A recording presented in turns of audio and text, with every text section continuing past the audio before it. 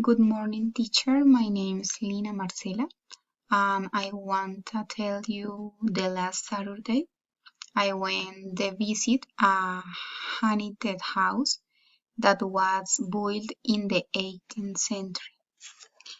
When I entered the house, I felt very cool and afraid.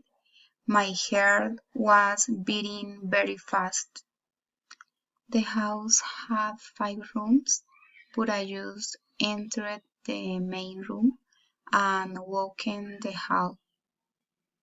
In the main room there were antique furniture.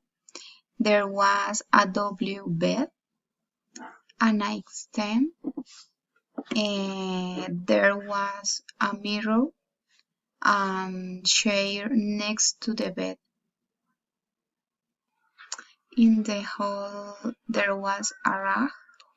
There were chairs and tables on the sides, all photos.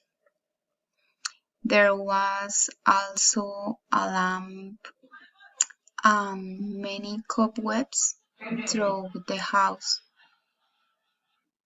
When I left the house, I looked out the window and saw a shadow.